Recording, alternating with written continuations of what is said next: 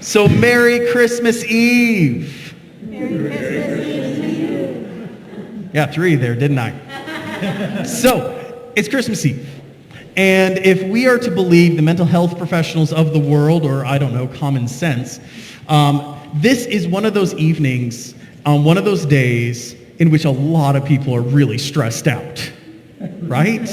It makes sense. Because I don't know what your Facebook feed looks like these days, but mine is telling me all the ways I can ruin Christmas because I need to have the right gifts for the right people at the right times. And this year, gingerbread houses out, meat houses in, though I have so many questions about what you do with a meat house. You know what I'm talking about, folks? Yeah, okay.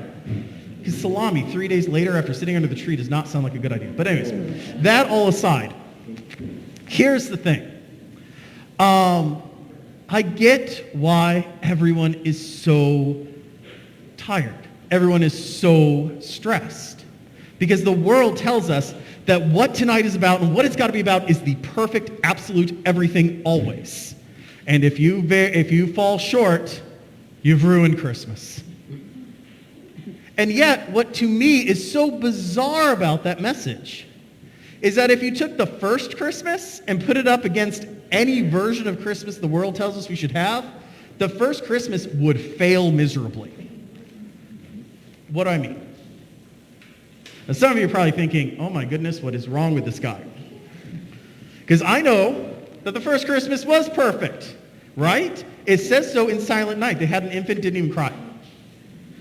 And my crush scene, I mean, what is more perfect than that? You got Mary, Joseph, baby, smattering of animals, some shepherds, maybe some kings, all hanging out in this perfect moment of perfect peace, perfect joy, perfect silence. When I think back at the Christmases I've lived, I can point to little moments where I've experienced the same joy, peace, and silence of that crush scene. You might be able to too.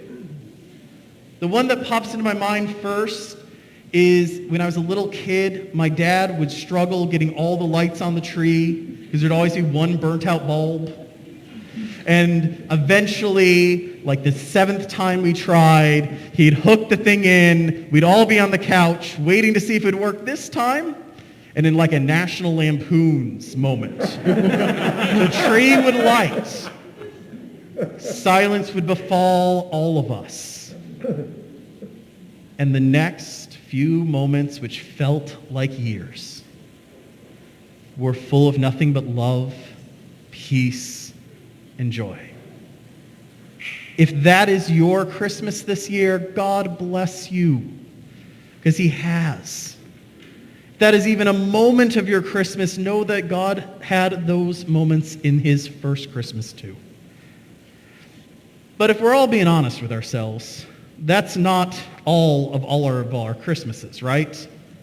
Not every moment of every Christmas has been nothing but peace, joy, love, and silence, right?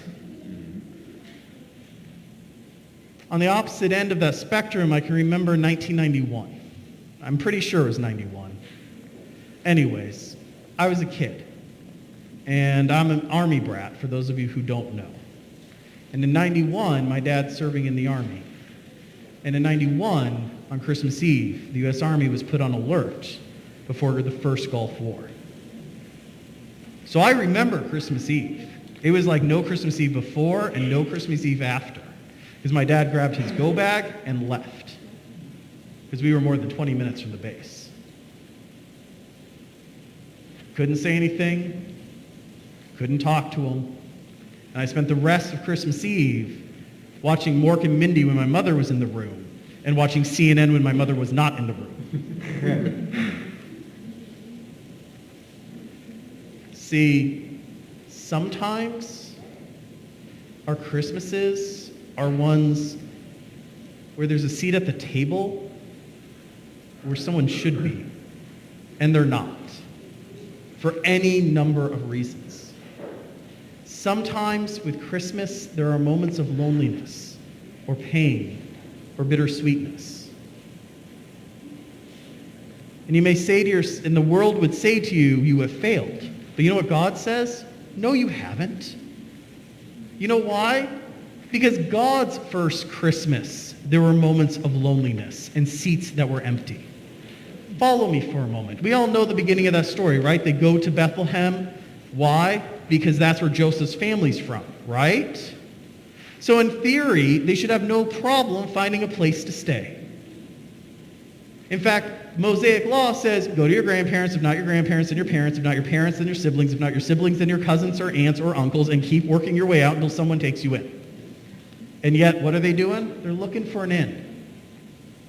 When Jesus was born, it was Mary, Joseph, Jesus, and some barnyard animals. There were a lot of empty seats.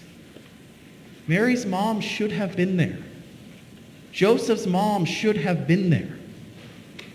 Their aunts and uncles and family should have been there. But we know they weren't. And we know that at least some of them probably could have been.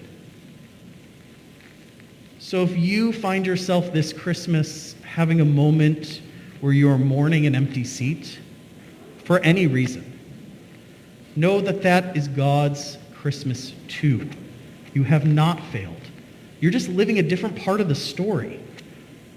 Now, some of you are probably thinking to yourself, I'm not really missing anyone at Christmas this year, but my life isn't full of joy, peace, and quietness. Because, I'm a parent of little kids, which I am one of those, and quietness is something that does not exist at my house. Right? And here's the thing. You're probably thinking to yourself, well, those aren't the emotions. My emotion that I have is mostly anxiety, overwhelmness, and the feeling that the water has made it to my eyeballs and I'm trying to get my nose above it, right? And you may think to yourself, my goodness, I have failed Christmas. And while the world may tell you that, God tells you a different story. Because all you have to do is go back to that Christmas story again. Because, see, here's the thing. Mary has given birth in a barn.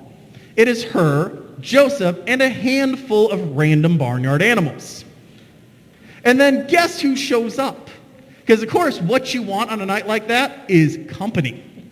Uninvited company of people you don't know. Because who shows up next is a group of shepherds. In other words, a whole bunch of guys were out in the woods, not showered, saw an angel, and wandered into your barn where you just gave birth, not bringing food or anything. They're like, hey, I'm Jim. Angels told us to come on by. Nice to meet you. What's your name? Right? Talk about the chaos that must have ensued at that moment.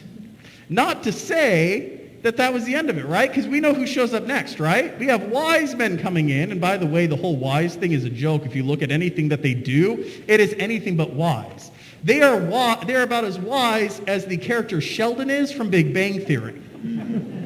Okay? And all you have to do is look at the gifts that they bring, right? We all know the gifts: gold, frankincense, and myrrh. Okay? Which sounds all nice and regal and theological and all that. And the theologian side of me goes, oh, that's so beautiful. The parent side of me, however, looks at it and goes, gold, choking hazard.